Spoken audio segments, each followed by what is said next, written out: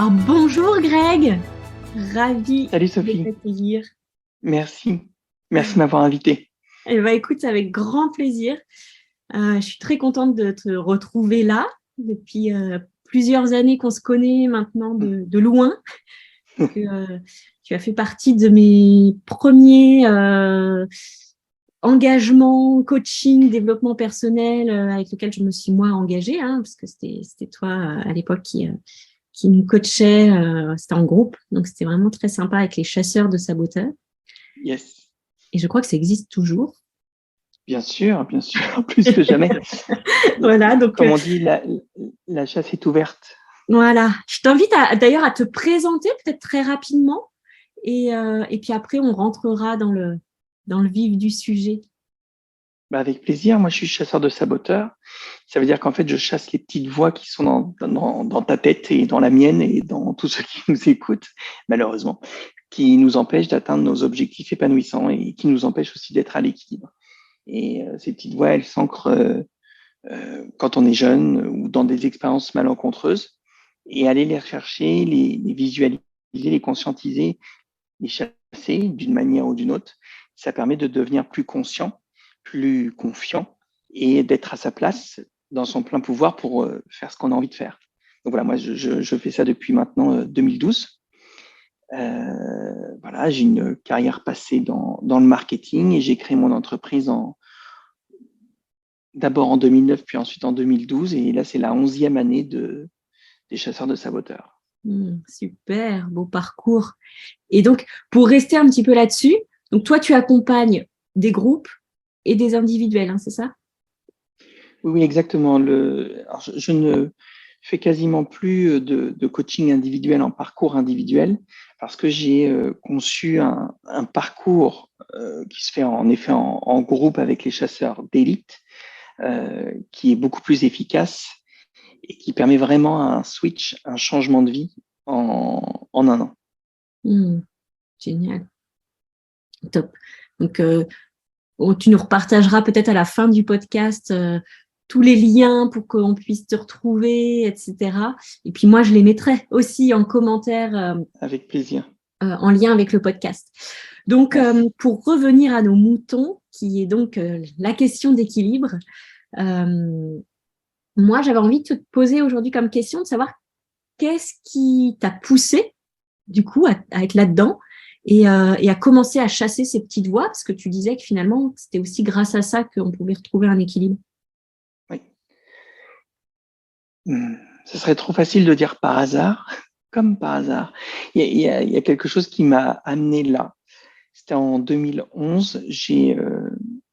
En fait, en 2009, j'ai quitté le salariat. J'étais directeur marketing et je me suis mis à mon compte pour être formateur dans le marketing. Donc, je travaillais avec des instituts de formation. Et puis, voilà, je trouvais que formateur ou consultant, c'était vu et re-revu. Et il y avait un mot qui sortait de plus en plus à l'époque, c'était coach. Et je me suis dit, ah, ça serait bien de faire ça, c'est différenciant. Et alors là, tiens-toi bien, c'est là où les hasards sont complètement incroyables parfois. Ils connaissent bien l'équilibre des hasards, quand même. Et j'ai passé avec deux écoles différentes, deux entretiens pour connaître ma motivation à être coach, donc coach de vie hein, à la base. Et lorsque je suis arrivé le premier jour à ma formation, je me suis demandé où j'étais tombé.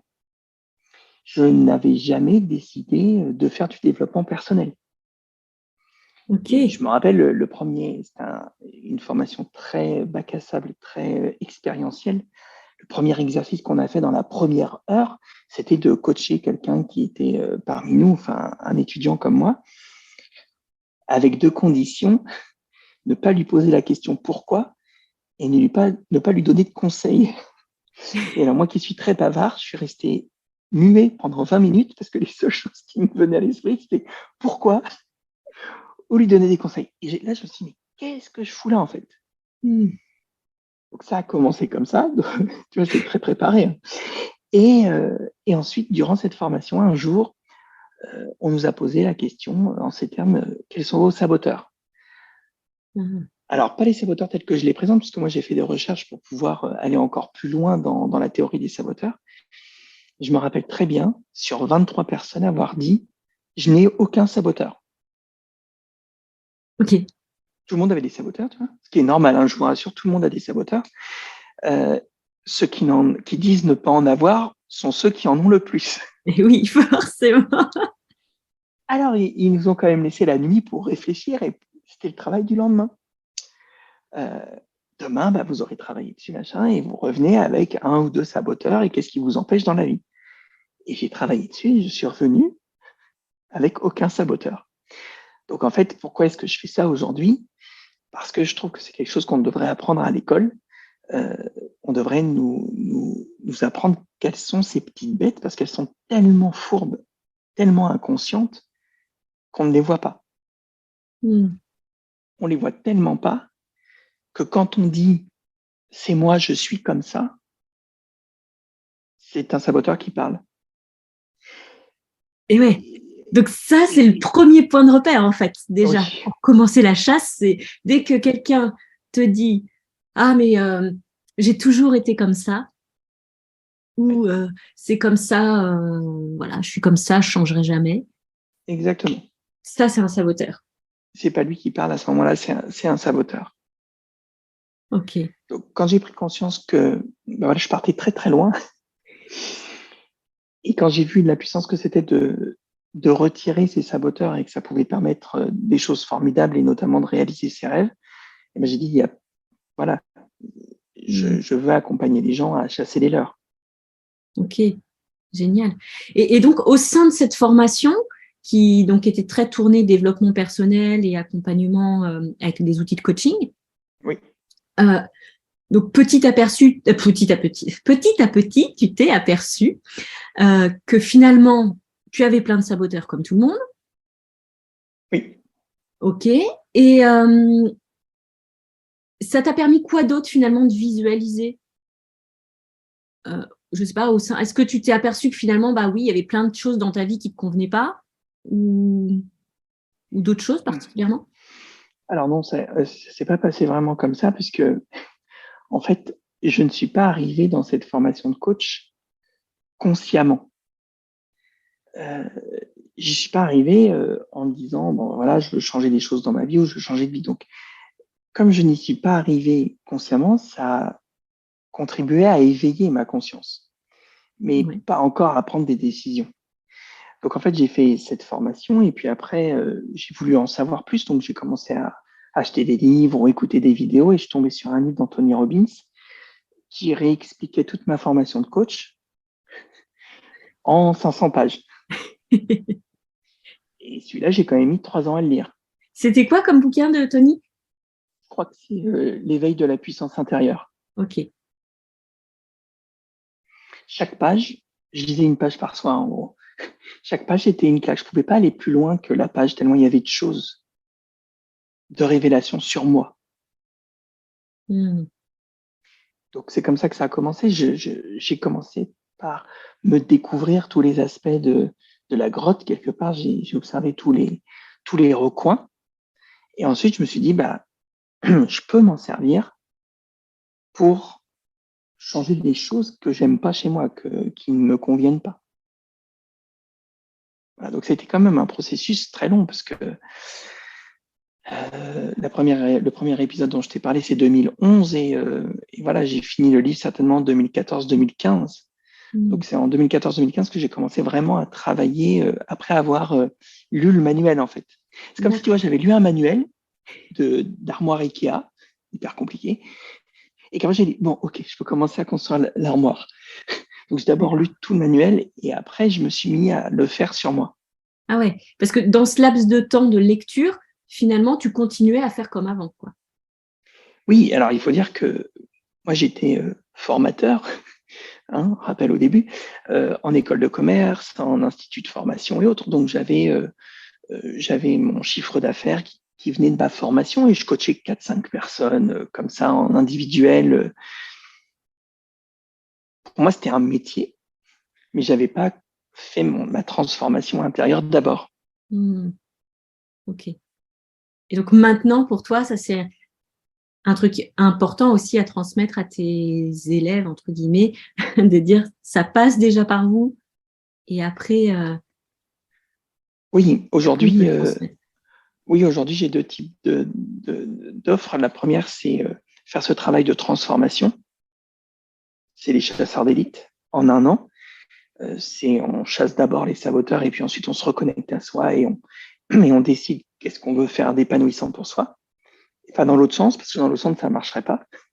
Et puis j'ai une deuxième offre qui, là, est faite pour ceux qui veulent accompagner à leur tour les gens. Mmh. Et elle ne se fait que lorsque tu as effectué tout ça sur toi.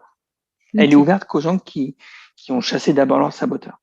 Et ouais, qui ont fait chasseur d'élite avant, quoi, du coup. Oui, exactement. Ok.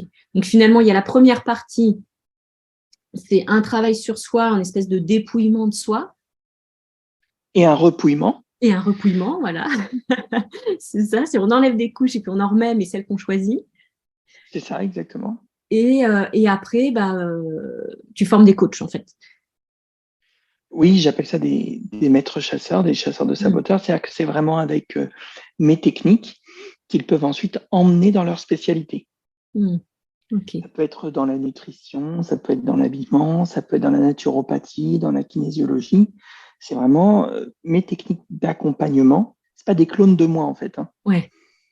Euh, mais comme la chasse est quand même très vaste et puissante, bah, ces personnes-là euh, apprennent ces techniques, les mettent en pratique et ensuite les incorporent dans leur spécialité. Mm. Ok. Et toi, du coup, quand tu as eu pris conscience de tous ces changements-là, là, donc après avoir lu le manuel de Tony Robbins, C'est ça. euh, s'il devait y avoir un avant-après, maintenant, là, avec le recul qu'on est en 2022, ça aurait été, enfin, ce serait quoi pour toi le plus gros des changements, ou en tout cas là où ouais, là où il y a eu plus de rééquilibrage, on va dire. Mmh. Il y en a eu deux. Le premier, c'était sur ma colère. Mm. Avant, j'étais en colère sur tout. Et en fait, il est lié au deuxième. J'étais en colère sur tout et je ne maîtrisais pas et je ne comprenais pas. Et bien évidemment, c'est la faute des autres. Et j'ai pris conscience que j'étais tout le temps dans un rôle de sauveur, Mm. d'où la colère. Ok. Donc, j'ai d'abord travaillé sur ma colère. J'ai réussi à faire beaucoup de changements. Et puis ensuite, j'ai pris conscience de ce rôle de sauveur. J'ai pris les décisions nécessaires. Et ensuite, j'ai retravaillé sur moi avec mes propres outils en express pour reconstruire mon estime et reconstruire ma confiance. Ok.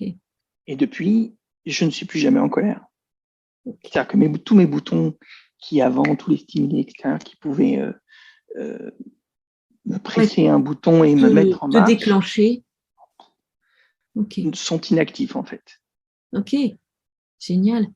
Génial. Et ça, c'est des choses que tu as besoin de, entre guillemets, de conscientiser, travailler régulièrement, ou maintenant que c'est acquis et tu n'as même plus besoin de retravailler dessus. Ah oui, non, ça, quand le changement a eu lieu, c'est acquis, c'est acquis. En fait, dans le processus du changement, il y a la prise de conscience, il y a le bon outil à utiliser et l'entraînement. Mm. Et à un moment donné, se produit le changement. Et quand le changement s'est produit, il n'y a pas de retour en arrière, Mm. sauf à reprendre les mauvaises habitudes. Par exemple, en 2016, j'avais vu une naturopathe qui m'avait changé mon mode d'alimentation. J'avais dégonflé, j'avais perdu des kilos, etc.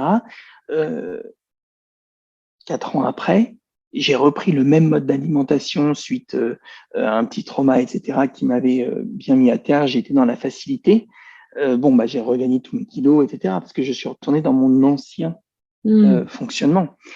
Mais quand on fonctionne sur soi-même et qu'on change intrinsèquement des choses, le carrefour où j'allais m'alimenter, il n'avait pas changé. Il y avait toujours le rayon dégueulasse et à Mm. côté le primeur avec les fruits et légumes.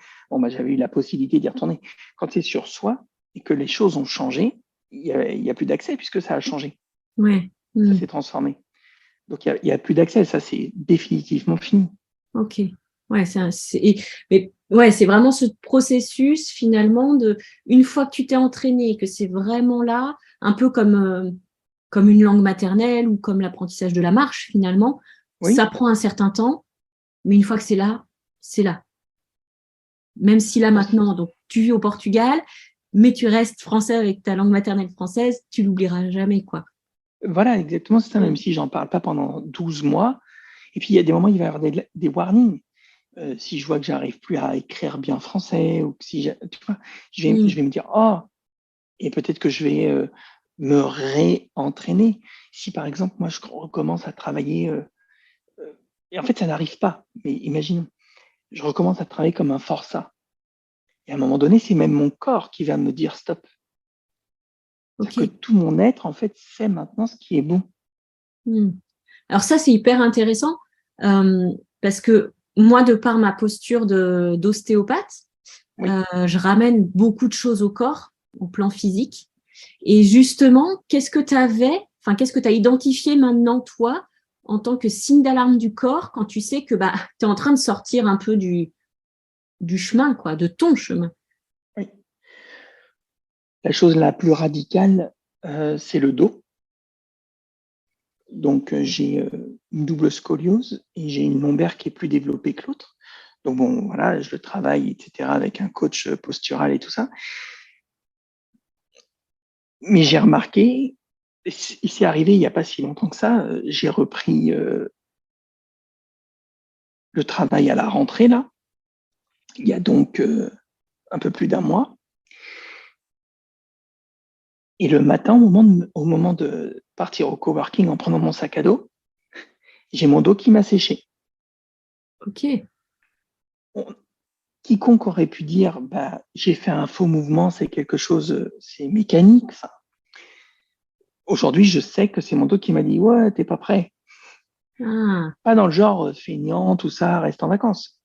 Et dans le sens, il y a quelque chose qui n'est pas aligné, quoi. ok. Donc, mon dos va venir aujourd'hui me prévenir comme ça. Si je reste trop longtemps assis sur l'ordinateur ou quoi, ou que je suis sur l'ordinateur sans faire quelque chose d'utile, je vais sentir une petite pointe qui va arriver dans mon dos. Hmm. Et dès lors que je lâche, je ferme mon ordinateur, je fais, c'est bon, j'ai compris, j'arrête. Ouais, La douleur s'en va immédiatement.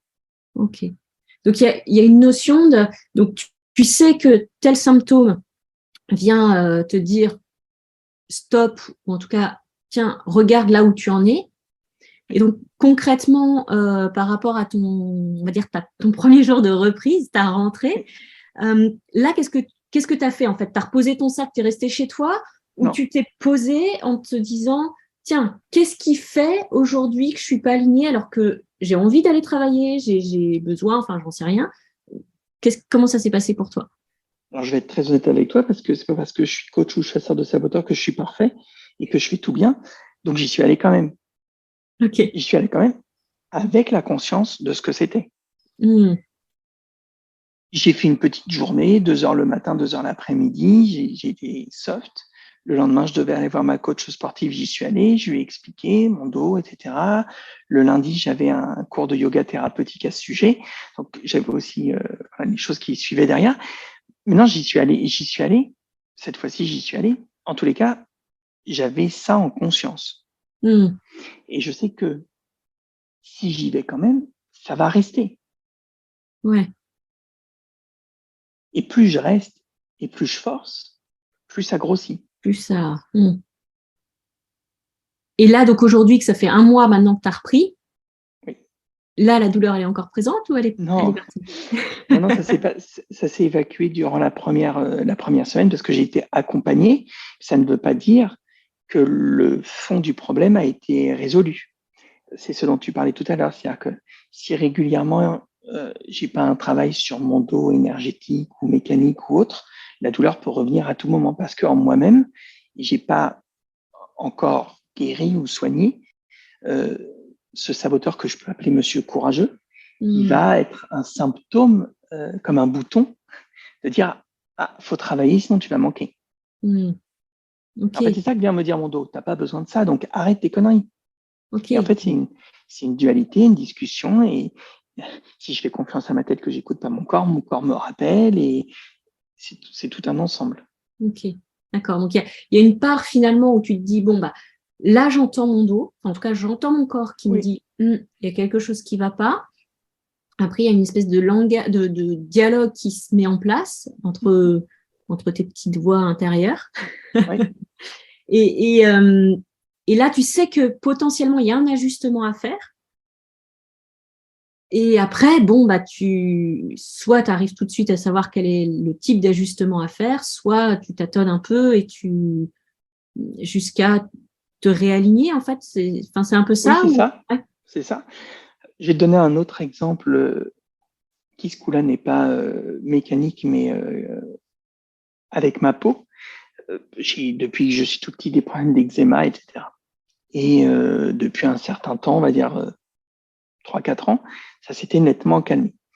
Et puis, c'est revenu à différentes occasions. Et c'était en novembre dernier, je suis parti à Tulum, au Mexique. Et le fait de partir a dû créer un choc émotionnel chez moi, quelque chose qui a fait que tout est ressorti.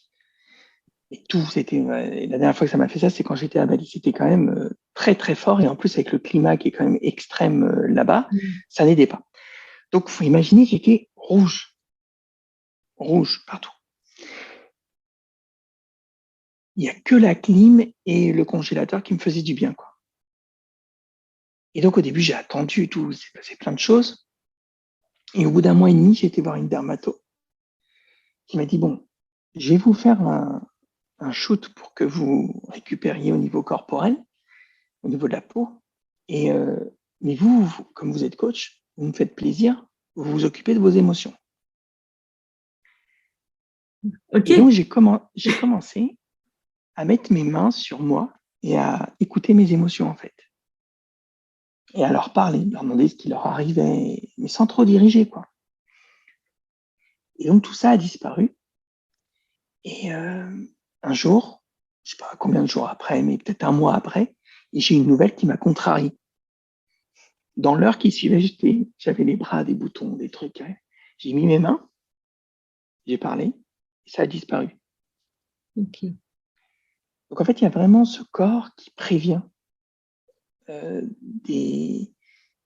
quand l'équilibre n'est plus stable, quand ce côté obscur veut prendre le dessus. Alors, l'important, c'est de savoir l'écouter, pas de dire encore une fois, c'est normal, ou ah oui, ma mère avait de l'arthrite, ah oui, mais j'ai Ouais. une double scoliose, c'est normal. Non, c'est pas normal.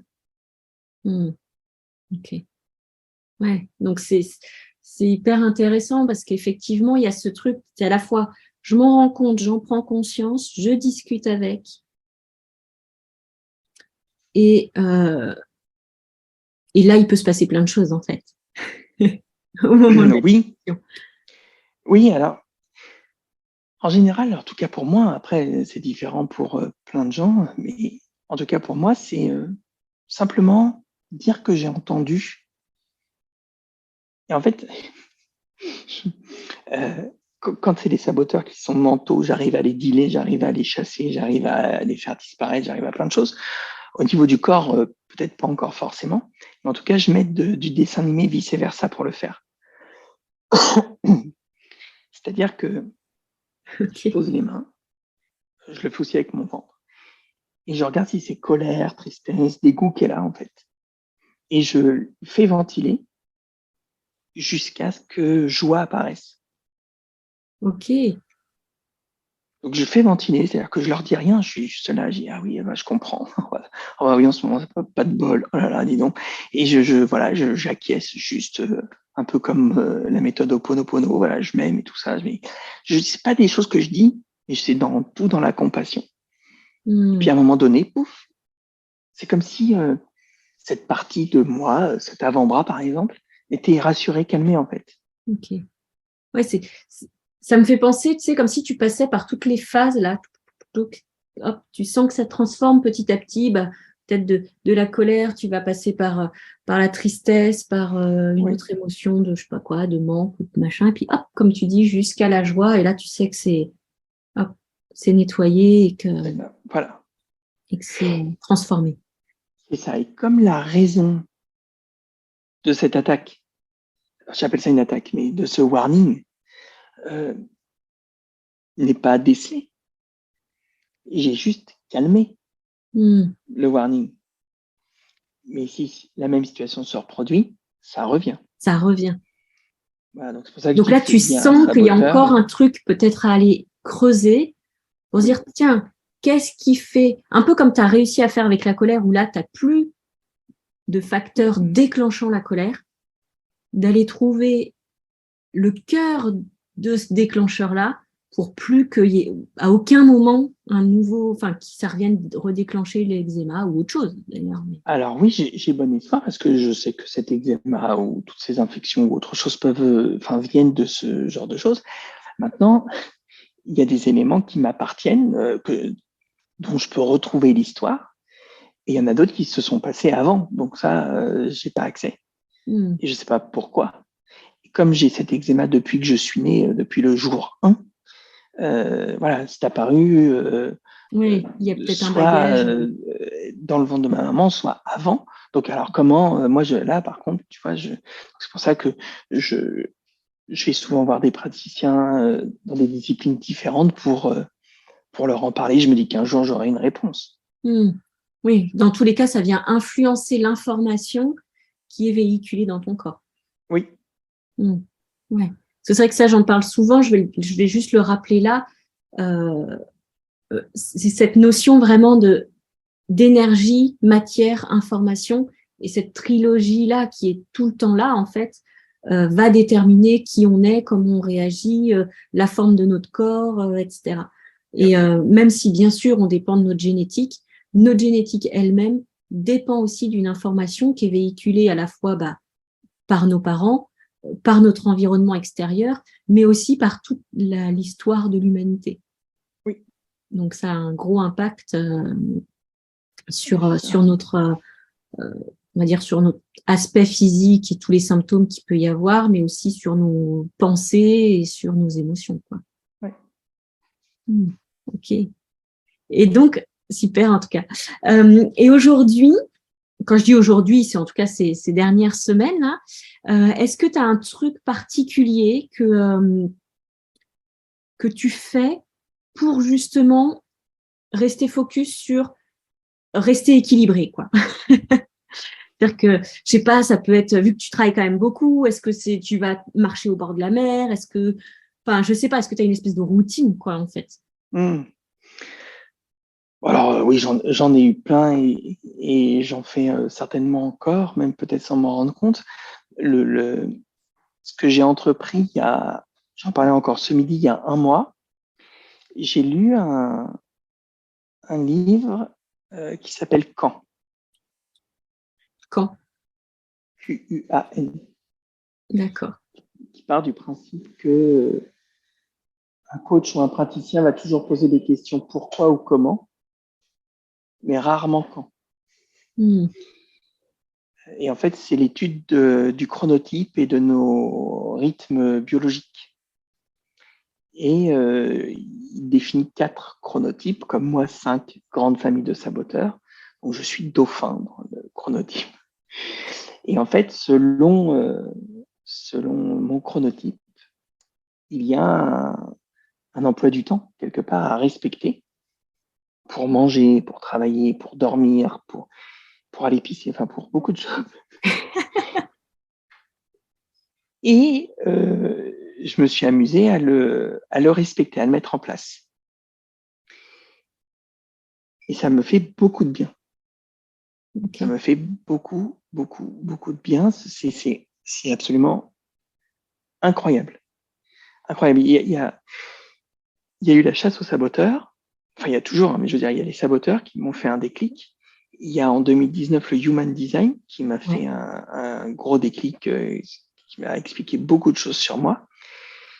Et là, il y a ça, les rythmes biologiques. Comme il l'explique lui, je me suis jamais intéressé au sujet plus que ça, mais comment lui il explique. Ça fait comme la synthèse de tout ce que j'ai déjà entendu, sauf qu'il me l'a mis dans le bon ordre, en fait. Et que ça marche. C'est impressionnant. Ok, super. Ouais, comme si là, tu étais prêt pour accueillir tout ce qu'il avait à dire. Et c'est qui a écrit ce livre? C'était un audiolib, je ne sais pas du tout. D'accord. Je crois que c'est le docteur Breuss, mais voilà, j'en suis vraiment pas sûr. Ça marche, je regarderai et puis pareil, je partagerai peut-être ça pour nos auditeurs. Oui, c'est vraiment intéressant parce qu'en fait, au niveau des routines, c'est des routines utiles. Parce que j'explique. Oui. Moi, j'ai pouvoir dire à un chasseurs, ben voilà, là, un catalogue de routines. Tu peux faire de la cohérence cardiaque, tu peux faire des affirmations positives, et toi, tu choisis intuitivement ce qui te plaît. Là, ce que je fais comme routine, je sais que ça m'est utile à être dans mon chronotype à chaque moment de la journée, en fait. Et avec comme objectif, bien dormir à la nuit. Ok. Parce que tu avais des difficultés? Oui, depuis toujours, depuis que j'ai fait mes études supérieures, en fait. Okay. Et du premier jour où j'ai fait son truc, ça a cassé ce rythme. C'est vraiment incroyable. Donc, la première routine, par exemple, c'est je me lève à 6h30 le matin et je fais une demi-heure de sport ou de yoga. Je ne suis pas du tout du genre à me lever à 6h30 du matin. Je ne m'étais pas levé à 6h30 du matin depuis que j'avais 13 ans. Enfin, c'est pas mon truc. Alors, en plus, faire du sport quand je me réveille, mais c'est impensable, quoi. Impensable, mettre un tapis de yoga, faire des trucs. C'est impossible à 6h30 du matin. En plus, je suis projecteur dans le human design, donc c'est vas-y, mollo, machin, ça. Lève-toi quand tu as envie, tu es fatigué tout le temps. Sauf que je me lève à 6h30 depuis un mois. Alors, je te dis pas que j'en ai pas loupé 4 ou 5 fois, mais c'est OK. Je fais mon sport, après, je fais une balade de 20 minutes. Après, je déjeune. Mais je suis en forme, et pas en forme factice. Je suis pas fatigué déjà. Et je suis bien, juste bien, comme il faut. Ok. Et ça marche pour tout, pour les repas, c'est un mieux-être quotidien. Ouais, et donc, finalement, parce que je sais que souvent, c'est compliqué. Et donc un équilibre. Oui, ah bah oui, complètement. Complètement. Et c'est vrai que ça, c'est intéressant aussi que tu parles de ça parce que je sais que ça peut être très difficile pour beaucoup de gens de changer ses habitudes. Oui. Et clairement, en plus, toi, tu dis que 6h30, c'était, pour toi, c'était même pas pensable presque à la limite. Oui. Que bon, peut-être si tu préparais un séminaire, il fallait peut-être se lever un peu tôt, mais Oui. tu te forçais, quoi, quelque part. Oui. Donc là, tu as lu ce bouquin, finalement, tu t'es dit, tiens, ça me parle quand même, ça n'a pas l'air idiot ce qu'il me raconte, je vais essayer. Donc peut-être que le premier matin, en tout cas la veille au soir, tu as peut-être grincé des dents en mettant le réveil à 6h30. Ah oui, j'y croyais déjà même pas. Ok. Enfin, c'est pas que j'y croyais pas, j'y croyais parce que sinon je l'aurais pas fait. Ouais. Mais dans le livre, il dit pour les dauphins, levez-vous à 6h30, éteignez votre réveil, roulez par terre. Parce qu'il sait. Donc, c'était ça, je me suis vraiment roulé par terre, quoi. Okay. Bon, faut déjà pas avoir un lit superposé, un truc, une mezzanine, quoi. Non. T'imagines? Bon. Ok. Donc finalement, tu l'as fait quand même ce premier matin, donc tu as roulé par terre, et puis le soir, tu t'es dit, ah ouais, j'y croyais, mais là, j'y crois encore plus, quoi. Oui, parce que dans la journée, j'ai pas eu envie de faire de sieste. Oui, parce que ce qu'il propose, c'est très logique. C'est-à-dire que l'heure où il dit de manger naturellement, c'est là où j'ai envie de manger. Ou ce qu'il dit le soir, en fait, les dauphins, comme ils les appellent, commencent à émettre du cortisol le soir. Alors que pour tous les autres, c'est la journée. Ok. Et moi, quand je disais j'ai du mal à dormir, on m'a toujours dit est-ce que tu es stressé? Ouais. Alors avant, quand j'étais cadre, directeur, etc., je disais oui, oui, c'est stressant. Mais depuis, je sais pas moi, 3-4 ans, je peux pas dire je suis stressé. Et en fait, c'est chimique, c'est-à-dire que c'est le cortisol qui commence à sortir à partir de 19-20 heures. Et donc le mec, dans son bouquin, il dit voilà, vous mangez à telle heure, de respecter. Et puis après, dans la soirée, Si vous avez envie de manger une glace ou des gâteaux ou quelque chose qui est doux, faites-le parce que ça va baisser votre taux de cortisol, remonter la sérotonine, etc. Et ça va faire du bien pour aller dormir. Sauf que moi, ça avant, je le faisais. Je le faisais quand je me levais au milieu de la nuit. Je me gavais de gâteaux ou de trucs parce que j'avais besoin de faire des séances auto. Et quand j'avais mangé des gâteaux qui, normalement, tu te dis, ou de la pomme ou une pomme, quoi, doit donner de l'énergie. Moi, ça me faisait dormir. Ok. Parce que ça descendait ce taux. Enfin, c'est plein de petits trucs comme ça qui, en le faisant, je m'en suis rendu compte. Et donc, j'ai validé le truc. Alors que quand j'ai fait le Miracle Morning, j'ai rien validé du tout. Et, et je disais n'importe quoi.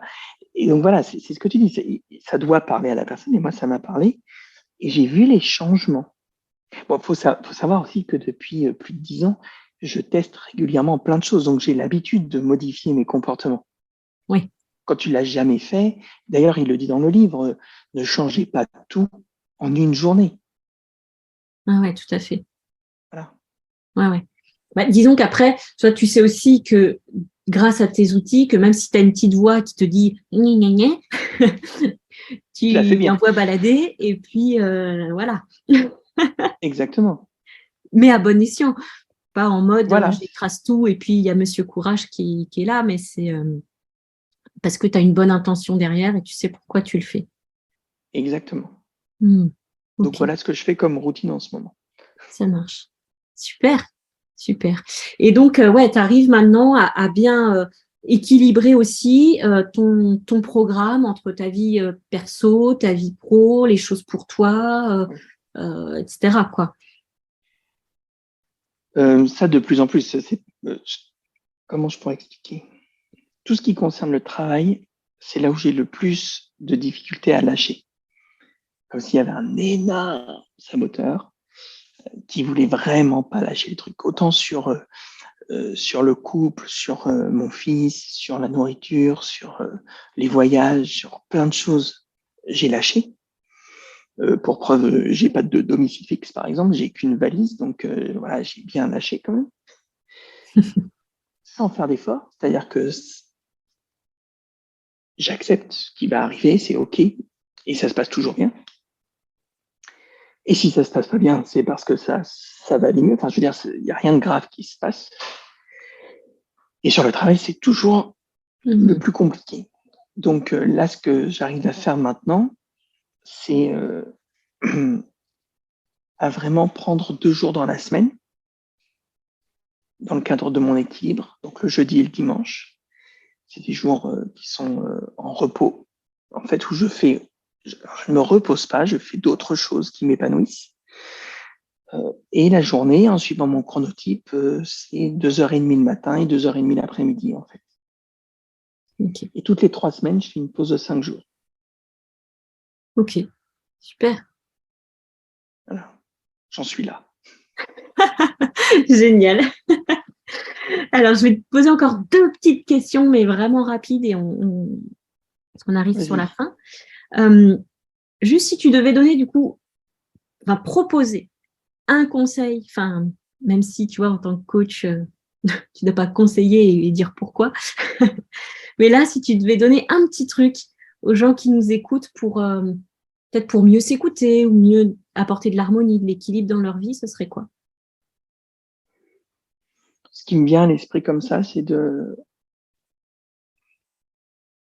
prendre une feuille et de noter tout ce qu'ils n'acceptent plus, en fait. Ok. Et puis de bien garder la feuille et bien la lire à voix haute tous les jours.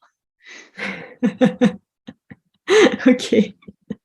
Ouais, histoire que ce soit bien désagréable et dire bon, allez, là, ça y est, je fais quelque chose pour m'en débarrasser de ce truc. Ok, super. Merci pour ce précieux conseil. Et la dernière chose, alors tu en as donné quand même 3, mais moi, j'aime beaucoup lire. Et donc, la dernière question à chaque fois, c'est ça, c'est voilà, si tu avais un titre à nous partager, le titre du moment ou un titre vraiment qui, à part celui peut-être de Tony Robbins, mais un autre qui t'a fait changer. Oui, j'ai parlé de Kant aussi de Human Design. Il n'y a pas beaucoup d'ouvrages en Human Design, mais Il y en a au moins 2 qui sont très intéressants. Alors attends, je réfléchis un instant.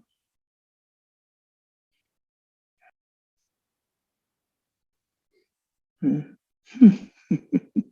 C'est marrant. En fait, j'ai une histoire avec la lecture, c'est que j'ai beaucoup de mal maintenant à trouver. Ah si, tiens, j'en ai un, je vais pouvoir te donner. J'ai beaucoup de mal. En fait, j'ai un profil 1-3 en Human Design, donc en fait, je cherche beaucoup et je synthétise jusqu'à devenir expert et professeur. En fait, j'ai beaucoup de mal à trouver que ce soit des podcasts ou que ce soit des livres qui ne, qui soient des livres d'experts. Il y a beaucoup de livres pour prendre conscience, pour commencer en fait. Oui.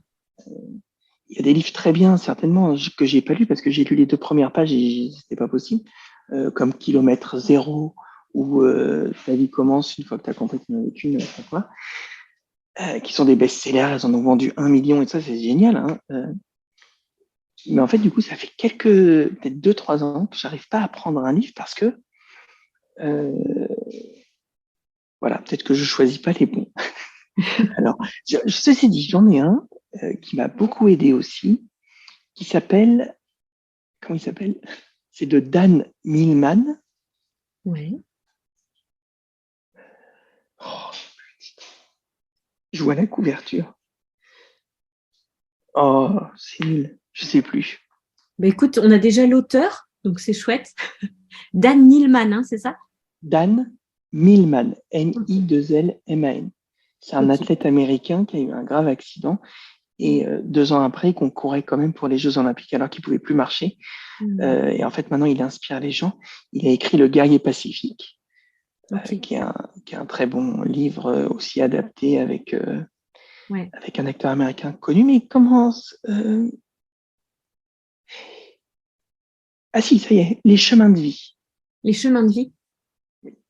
Super. En fait, avec ta date de naissance, tu obtiens un résultat qui te guide sur ton chemin de vie. Et c'est très, très bluffant parce qu'à partir d'un nombre, beaucoup Mm. de choses sont dites sur ce que tu as dépassé et pour obtenir tous les trésors qu'il y a sur ton chemin de vie. D'accord. Super. Voilà. Ouais, C'est un livre qui hyper n'est pas intéressant. forcément bien connu et qui peut être utile. Mm. Ouais, non, je le connaissais pas, celui-là. Autant le guerrier pacifique, oui. Oui, Autant tes chemins de vie, je connais pas. Mm. j'ai un peu patiné, excuse-moi. Pas de souci. Bien, et ben, je te remercie beaucoup, beaucoup, beaucoup pour tout ce partage, pour ce moment Avec plaisir, passé Sophie. ensemble. Et puis, bah, je te dis à très vite. Ah oui, et donc, on peut te retrouver sur les chasseurs de saboteurs, sur Oui, Facebook, comment, sur Insta, je sais pas trop. surtout, il suffit de taper Grégory Drivet. Non, il y a déjà mon site grégorydrivet.com. Ouais, Et puis ensuite, voilà, de là, tu pourras trouver le groupe Facebook où on chasse les saboteurs, la chaîne YouTube où il y a pas mal d'outils. Je me suis même, j'ai même mis du contenu sur TikTok. Donc voilà, si tu tapes Grégory Drivet, normalement tu me trouves. ça marche. On va retenir les principaux, c'est le site, donc grégorydrivet.com, Oui, le groupe Facebook et la chaîne YouTube. Et la chaîne YouTube, c'est Grégory Drivet ou Chasseur de aussi. saboteurs? Ouais, tout est à Grégory Drivet. D'accord. Ok, super. Eh Génial. ben, merci. Alors, Avec je vais plaisir, Sophie. faire ça. Et puis, à tout bientôt. Yes.